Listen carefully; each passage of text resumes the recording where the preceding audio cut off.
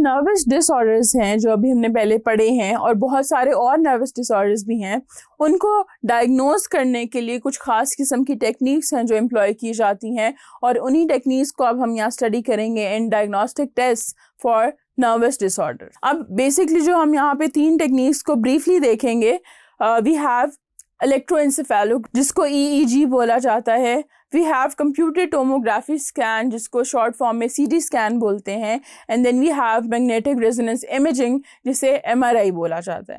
تو سب سے پہلے جو بات آتی ہے وہ آتی ہے EEG کی, یعنی الیکٹرو انسیفیلوگرام. اب ہمارے جو نیورونز ہیں ہمارے سیریبرل کارٹیکس کے اندر, وہ کنٹینیوسلی جو ہے وہ الیکٹرک ایکٹیویٹی جو ہے وہ جنریٹ کر رہے ہوتے ہیں. اب یہ والی جو الیکٹریکل ایکٹیویٹی ہے اس کو ہم ریکارڈ کر سکتے ہیں with the help of certain electrode جو کہ آپ کی اسکیل کے اوپر, آپ کی برین کے اوپر پریسائز لوکیشنز پہ اٹیچ کر دیے جائیں. وہ جو پیٹرن بنتا ہے اس کو ہم کہتے ہیں الیکٹرو انسیفلوگرام, کہ آپ کے جو نیورونز کی الیکٹریکل ایکٹیویٹی میئر کرنے سے جو پیٹرن آتا ہے, جو ویوز آتی ہیں, وہ ایک الیکٹرو انسیفلوگرام ہوتا ہے. اور اس ٹیکنیک کو ہم کیا کہتے ہیں, EEG.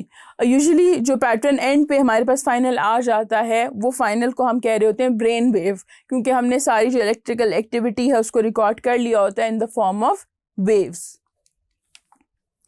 نیکسٹ ہمارے پاس آتا ہے CT اسکین. CT اسکین جو ہے وہ بیسکلی ایک ایکس رے بیسڈ ٹیکنیک ہے, اور it is an X ray procedure that combines many X ray images. بہت ساری امیجز لی جاتی ہیں اور ان کو کمبائن کیا جاتا ہے with the help of a computer, اور اس جنریشن اور اس کی کمبینیشن کی وجہ سے کچھ کراس سیکشنل ویوز اور امیجز جو ہیں وہ ڈیزائن کر لی جاتی ہیں. وہ کمپیوٹر الگوریتھمز ہوتے ہیں جو ان امیجز کو کمبائن کر کے ان سے جو ہے کراس سیکشنل ویوز نکال لیتے ہیں. اس کے علاوہ اگر ضرورت ہو تو وہی الگوریتھمز جو ہیں وہ 3 ڈائمینشنل امیجز بھی پروڈیوس کر دیتے ہیں ہمارے انٹرنل آرگنز کی اور انٹرنل اسٹرکچرز کی ان دا باڈی. تھرڈ جو ٹیکنیک ہے دیٹ از MRI. MRI جو ہے that is magnetic resonance imaging. نام سے بھی پتہ چل رہا ہے کہ یہ بیسکلی یہ ریڈیولوجی ٹیکنیک ہے اور میگنیٹزم کو یوز کر رہی ہے, اور ساتھ ریڈیو ویوز اور ایک کمپیوٹر اٹیچ ہوتا ہے. اب بیسکلی اس کا کام بھی یہی ہے کہ یہ ہماری باڈی کے اسٹرکچرز کی بہت کلیئر جو ہے وہ امیجز بناتے ہیں. MRI کا جو میکینزم ہے اس میں ہوتا یہ ہے کہ جو MRI اسکینر ہے وہ ایک ٹیوب ہوتی ہے that is surrounded by joint circular, کہ ایک راؤنڈ میگنیٹ ہے اور اس کے اندر سے پیشنٹ کو ایسے موو کیا جاتا ہے. ایک موویبل ٹیبل ہوتا ہے, ایک پلیٹ فارم ہوتا ہے جس کے اوپر پیشنٹ ہوتا ہے. اب اس موویبل بیڈ کے اوپر جب پیشنٹ کو لٹا دیتے ہیں اس کو انسرٹ کیا جاتا ہے اس راؤنڈ میگنیٹ کے اندر. اب پیشنٹ جو ہے اس کو ایک اسٹرانگ میگنیٹک فیلڈ سے ایکسپوز کیا جاتا ہے اور ساتھ ہی ایک ریڈیو ویوز کی بیم ہوتی ہے.